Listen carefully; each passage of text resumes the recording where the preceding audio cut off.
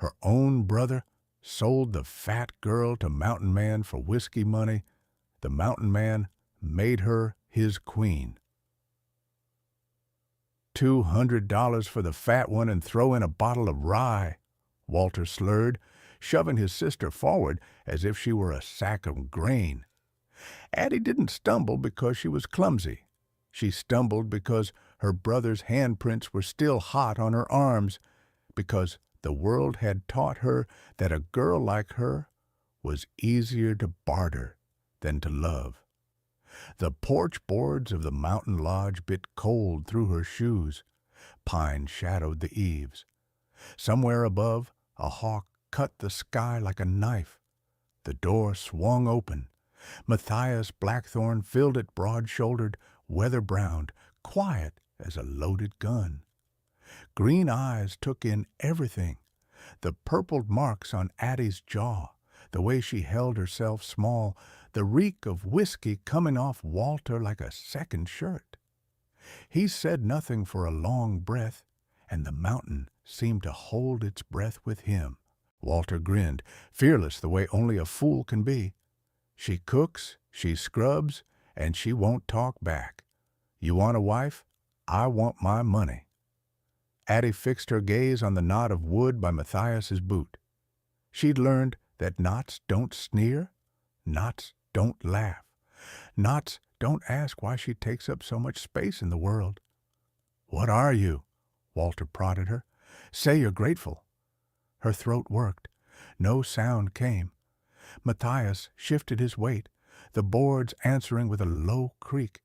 His voice, when it came, was a steady winter current.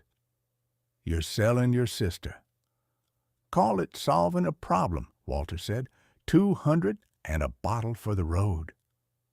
Behind Matthias, the lodge glowed lamplight, a banked fire, the brief flash of polished tack and stacked books. A home built by careful hands, a place that had never been allowed to be hers. Addie braced for the trade, for the laugh, for the signature that would cement her as less than a person.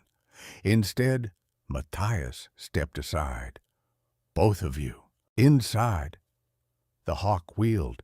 The wind dropped. And for the first time in a long time, Addie felt the world hesitate like it might be about to choose her. Inside, the warmth of the cabin hit Addie like something she didn't deserve. The scent of pine wood smoke and coffee filled the air, and the steady crackle of the fire almost drowned out the pounding of her heart. She hadn't felt heat like this in months. Walter always spent their coal money on whiskey. Matthias motioned toward the table. Sit. Walter dropped into a chair, grinning as if he owned the place. She can stand. She's used to it. Addie kept her head low, clutching her shawl tighter around her shoulders. She didn't dare meet Matthias's gaze, though she could feel it sharp, measuring, not cruel, but unyielding. Matthias poured a measure of amber whiskey into 2 glasses. He handed one to Walter, who snatched it greedily, and set the other untouched beside his own plate. You said you wanted to sell her, Matthias said finally, voice calm as still water. Tell me why. Walter laughed, a harsh, cracked sound. Because she's worth more to someone like you than she is to me. I got debts, big ones. She's always been nothing but a burden. Eats more than a farmhand, looks like one too. You look like you could use a woman who works hard. Addie's hands trembled in her lap. Each word landed like a slap she'd heard 100 times before. Burden. Useless. Fat. Matthias's eyes didn't move from Walter's face. And if she says no? Walter blinked. What? If she says no? Matthias repeated, slower this time. What then? You still sell her? Walter shrugged, careless. She don't get to say no. She owes me. I fed her after Ma and Pa died. The silence that followed was heavy enough to choke the room. Matthias leaned back in his chair, fingers tracing the rim of his untouched glass. You fed her, he said softly, and now you think that makes her yours. Walter opened his mouth, but Matthias's next words froze him in place. Get out. Walter frowned. What? Get out. Matthias stood, and for the first time, Addie saw the full size of him, shoulders built from years of cutting timber, arms corded with quiet strength. His voice carried the authority of a man who had once hunted monsters in men's skin. You'll sleep in the shed tonight. In the morning, you'll take my money and leave this mountain. You will not speak her name again. Walter stared, half-drunk confusion turning to fear. You serious? I'm not in the habit of repeating myself. The fire popped, throwing sparks into the shadows. Walter rose unsteadily, muttering curses under his breath, and stumbled toward the door. It slammed behind him, the night swallowing his shape. Addie stood frozen, unsure whether to thank him or run. Matthias turned back to her, his tone softer now. You hungry? Her voice broke on the first syllable. Yes, but I can cook for myself. You'll eat, he said simply, not because you owe me, because you need to. He set a bowl of stew before her, thick with venison and potatoes. For the first time in her life, someone had given her food without demanding something in return. She tried to speak, to ask why he cared, but he'd already turned away, busying himself with feeding logs into the fire. Addie ate slowly, the heat of the stew spreading through her body like something she'd forgotten existed safety.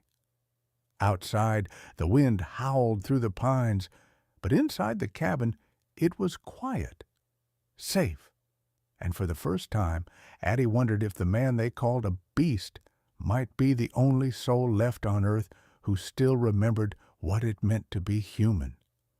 The morning came quiet and silver, a thin frost clinging to the ground like the memory of cold words. Addie woke on a real bed for the first time in years, heavy quilts, clean sheets, the faint smell of cedar. For a moment she forgot where she was. Then the creak of floorboards reminded her the mountain man, the fire, her brother's drunken face. She sat up fast, heart pounding. Through the small window she could see Matthias outside, chopping wood with a rhythm steady as a heartbeat. Each swing was precise, controlled, not angry, just purposeful.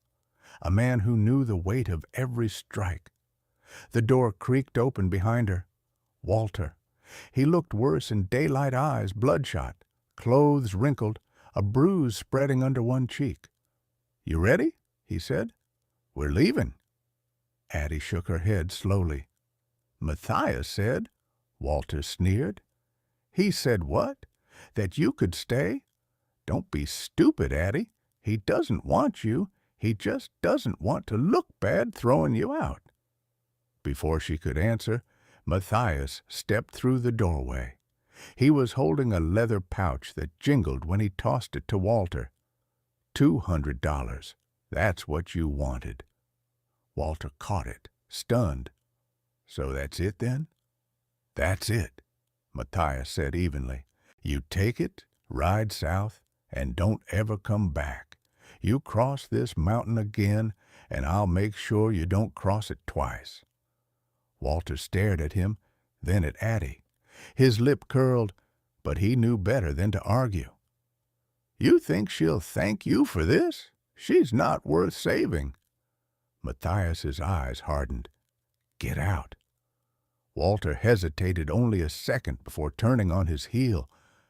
The sound of his boots crunching over the frost faded down the path until only the wind remained.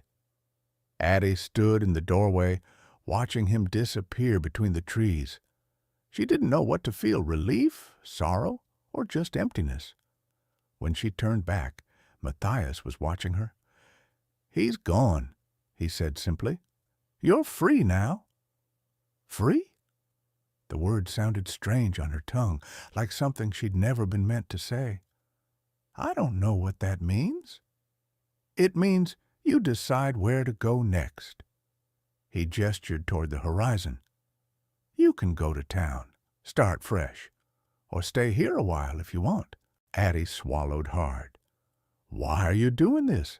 You don't know me. Matthias looked away to the line of smoke rising from his chimney. Because I know what it's like to be sold. Maybe not the same way, but close enough. He didn't say more, and she didn't ask. Later that morning, he saddled 2 horses. I'm riding down to the creek for supplies, he said. You can come if you want. It's not far. Addie hesitated. I've never ridden before. He smiled slightly, just enough to soften the scar that cut across his cheek. Then today's as good a day as any. He helped her up, steady hands guiding her onto the saddle. She was clumsy at first, terrified of falling, but Matthias rode close beside her, patient and silent. The forest opened up around them, shafts of sunlight breaking through the pines, the crisp scent of winter air mixed with pine sap and river mist. Addie's fear eased with each step. By the time they reached the creek, she found herself breathing deeply, filling her lungs with the sharp, clean air of a world that didn't hurt. Matthias knelt by the water, refilling a canteen. You see that ridge? He said, pointing east. Beyond it is the valley. Wild horses run there sometimes. Maybe one day I'll show you. Addie followed his gaze. The land seemed endless, untouched, forgiving. It's beautiful, she murmured. He glanced at her, voice quiet. It's better when you got someone to see it with. For a long moment, neither spoke. The creek murmured softly. The mountains breathed around them, and the silence between them was no longer heavy. It was peaceful. When they rode back, the sun had turned the frost to diamonds on the grass. Addie caught herself smiling. For the first time in years, she wasn't afraid of what came next. The days that followed settled into a rhythm Addie had never known, quiet, steady, merciful. The cabin became a small world of its own. The hum of the fire, the creak of old wood, the murmur of Matthias's low voice when he spoke to the horses in the early light. Addie rose with the sun and worked without being told. She scrubbed the table until the pine grain gleamed, mended torn shirts with hands that shook at first, and learned how to bake bread in the stone hearth. Each day she left a little less space for fear. Matthias never demanded anything. He never raised his voice. He moved through the house like a man who'd learned the value of silence. But his kindness was deliberate. He left extra firewood by her door, set aside the softer part of the venison for her supper, fixed the latch on her window before the first snowfall. One evening, she caught him standing in the doorway watching her knead dough. He cleared his throat, almost embarrassed. You're good at that. She blushed, wiping flour from her hands. My mother taught me, before she got sick. He nodded slowly, eyes thoughtful. She taught you well. That night, while they ate by the fire, the wind howled around the cabin, but inside it was warm and still. Addie glanced at Matthias across the table. Do you ever get lonely up here? He hesitated before answering. Not until now. Her heart skipped, unsure if he meant loneliness had ended or returned. But he didn't explain. He just poured her a cup of tea and looked at her like he was still learning how to speak to another person. Over time, she began to explore the land around the cabin. She found a stream that sparkled like glass in the sun, a grove of aspens that sang when the wind passed through. Matthias showed her how to ride properly, how to keep her balance even when the horse spooked. Don't fight it, he told her, just move with it. Same rule for life. He taught her how to shoot a rifle too, though she hated the sound. It's not about killing, he said. It's about knowing you can protect yourself if you have to. One afternoon, while practicing near the creek, she missed the target completely and flushed in frustration. I'll never get it right. Matthias stepped behind her, adjusting her stance gently. You're gripping too hard. You don't have to fight everything, Addie. His voice was low, almost tender. Not anymore. The shot rang out and hit dead center. She turned, startled and proud, and saw him smiling for the first time. A real smile, small and soft, like sunlight breaking through clouds.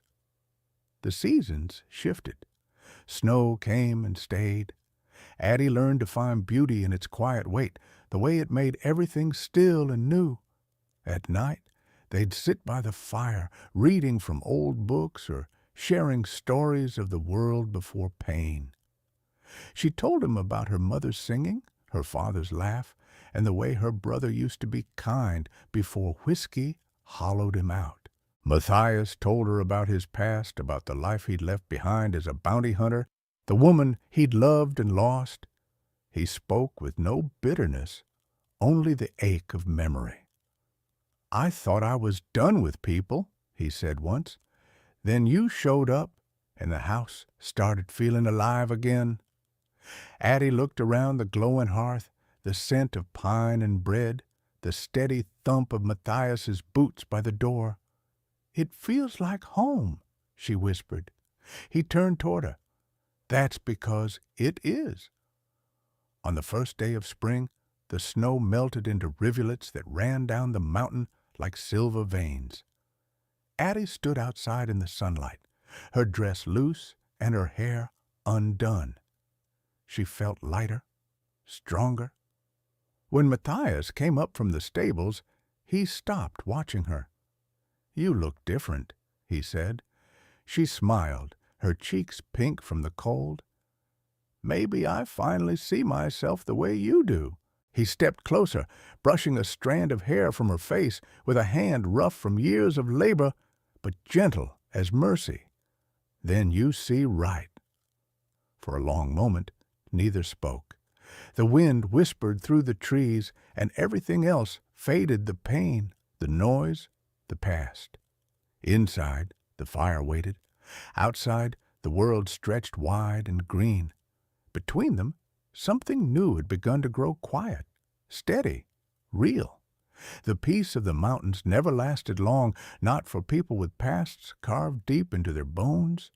Spring came, thawing the last of the snow, and Addie thought maybe, just maybe, the world had finally forgiven her. But peace, she learned, often hides just before the storm.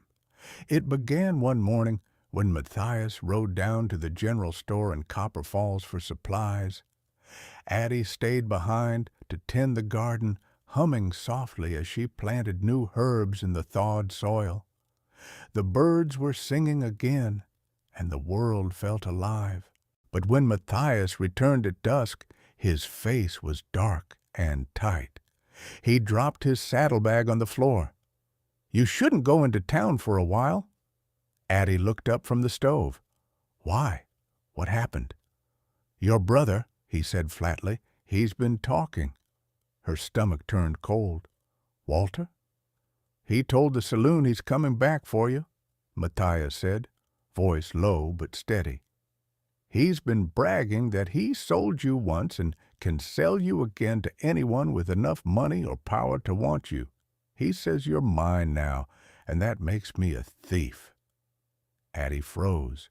For a moment, all the warmth of the cabin drained away. He wouldn't. Not after what you did for him.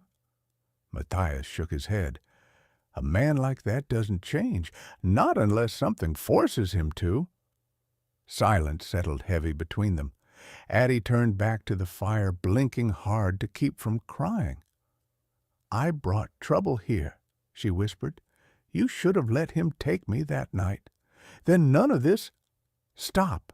His voice was firm, but not cruel. "You didn't bring trouble. Trouble comes on its own." He stepped closer, resting a hand on the table between them. "You belong here, Addie. This is your home now. No one gets to take that away." For days after, she barely slept. Every creak outside, every whisper of wind felt like footsteps. Matthias began checking the perimeter twice a night, his rifle always within reach. One evening, after supper, she found him sitting on the porch, sharpening his knife in the fading light. "You've been different," she said quietly. He didn't look up. "Old habits." She hesitated, then sat beside him. "You were a bounty hunter. You've killed people." He paused, the whetstone stilling in his hand. "Yes." "Do you regret it?" He looked out toward the mountains, where the sun bled orange over the peaks. "Every day, but sometimes regret doesn't undo what needed doing." He set the knife aside and turned to her. "I'm not proud of the man I used to be. That's why I built this place, to have something worth protecting instead of destroying." Addie's throat tightened. "And now you're protecting me." He held her gaze, something fierce and vulnerable flickering in his eyes. "You make this place feel alive again, Addie. You make me remember I'm still human." That night, she couldn't sleep. The words replayed in her mind over and over. "You make me remember I'm still human." She sat by the window, watching the stars shimmer over the dark ridge, and for the first time she prayed not for safety, but for strength. Strength to stay, to fight, to deserve the life she'd been given. The next afternoon, while Matthias was in the stables, a rider appeared at the edge of the clearing. Addie stepped out, shielding her eyes. It wasn't Walter. It was the town sheriff. He dismounted stiffly. "Miss Morrison," he said, tipping his hat, "I need to speak with Mr. Blackthorne." Addie's hands tightened around her apron. "He's busy. What's this about?" "Your brother's been spreading talk," the sheriff said, lowering his voice. "Says Blackthorne kidnapped you, forged a marriage certificate, and is keeping you up here against your will. There's a federal marshal riding in to investigate." Her heart dropped. "That's not true. He saved me." "I know," the sheriff said, glancing toward the cabin. "But men like your brother, they don't need truth. They just need a story people want to believe. I came to warn you before the law gets here. Once they do, it won't matter what really happened." Matthias appeared behind her, calm but tense. "Then I guess we tell them the truth," he said. "All of it." The sheriff met his eyes. "Be careful, Blackthorne. Folks down there already think you're half outlaw. They hear you've been hiding a woman in your cabin. They'll come looking for a reason to make that story fit." When the sheriff rode away, Addie stood on the porch, heart pounding. "What do we do?" she asked. Matthias's jaw tightened. "We stand our ground. This is our home." He said it like a vow, and she believed him even as thunder rolled across the mountains and the first hints of danger began to echo through the valley. 2 nights later, the storm came not of rain or thunder, but of hooves and rage. Addie woke to the sound of horses pounding up the trail, the glint of lanterns moving through the dark like fireflies made of hate. Matthias was already on his feet, rifle in hand. "Stay inside," he said, his voice steady but low, the voice of a man who'd lived through worse. "No matter what happens." She wanted to argue, but his tone left no room for debate. She watched him step out into the cold, the door closing behind him, like the sealing of fate. Outside, 6 men waited Walter among them, drunk and shouting, his face red from whiskey and pride. Behind him, a marshal on a gray horse looked unimpressed but cautious, one hand resting on his revolver. "Well, well," Walter sneered, "the great Matthias Blackthorne hiding up here like a bear in his cave. Where's my sister?" Matthias stood at the edge of the porch, rifle held loose but ready. "Safe, and she's not going anywhere with you." The marshal cleared his throat. "Mr. Blackthorne, there's been a complaint filed that you're holding a woman here against her will. If she confirms it, I'll have to take you in." Matthias's eyes flicked toward the cabin. Addie stood just inside the door, pale but unflinching. Before he could stop her, she stepped outside. "He didn't take me," she said, voice trembling but clear. "He saved me. My brother sold me for whiskey money. Ask anyone in town, they all knew." Walter laughed harshly. "Lies! She's been brainwashed by this lunatic. Look at him, he's half savage." Addie turned to the marshal. "Look at me, sir. Do I look like a prisoner? He gave me a home when no one else would.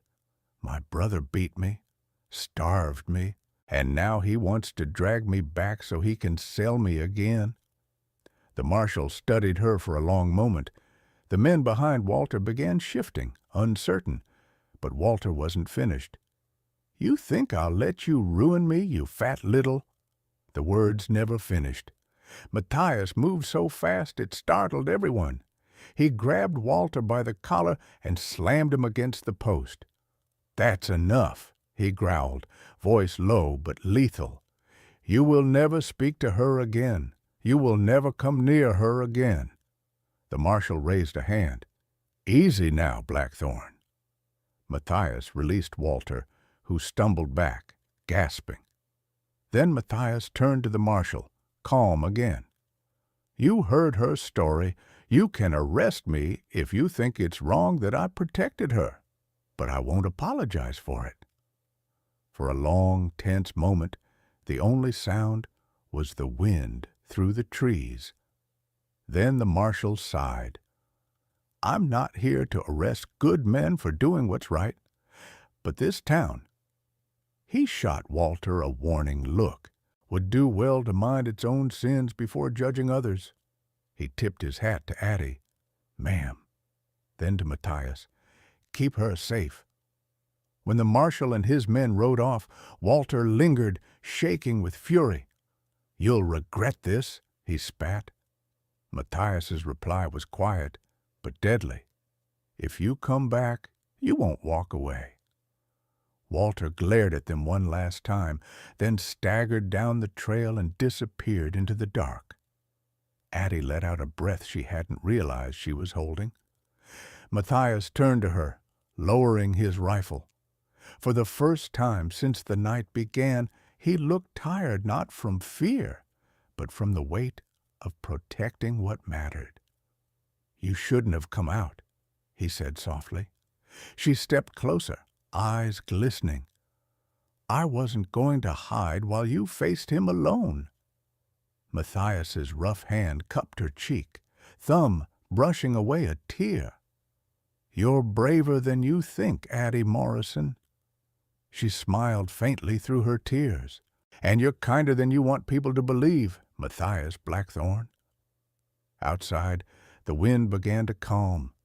Inside, the fire still burned steady, warm, alive. Morning came slow and golden.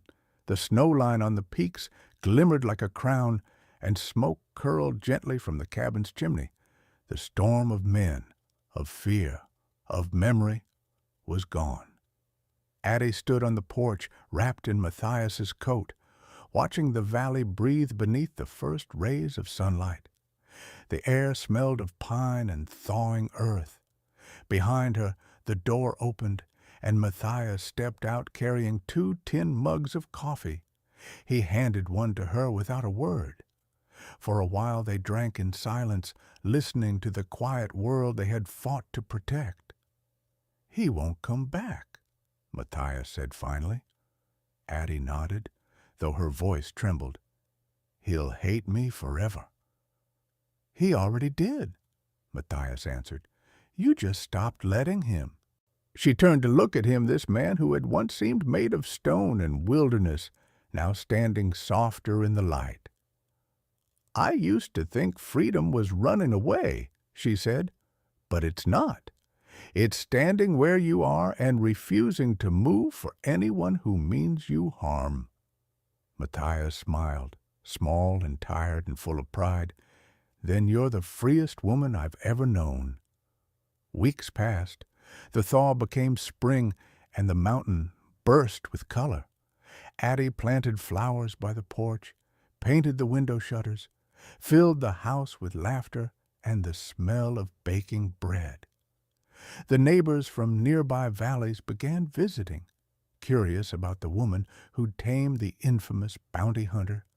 They left with smiles and baskets of food. One evening, as the sun dropped behind the ridge, Matthias took Addie's hands in his. "I never thought I'd have this again," he said quietly. "A home, a reason to come in from the woods." Addie's eyes filled with light. "And I never thought anyone would see me as more than a debt to pay." He pressed her hands to his heart. "You're not a debt, Addie. You're the gift I didn't know I'd been waiting for." The breeze caught her hair, scattering it across her face like silk. "Then I guess we both found what we never thought we deserved." He smiled, the rare kind that reached his eyes. "You, Addie Morrison, are my queen." And when he kissed her slow, certain, reverent, the mountains seemed to kneel around them. That night, as the firelight flickered on the cabin walls, Addie whispered against his chest, "This is home." Matthias drew her closer. "It always was. It just needed you to make it real."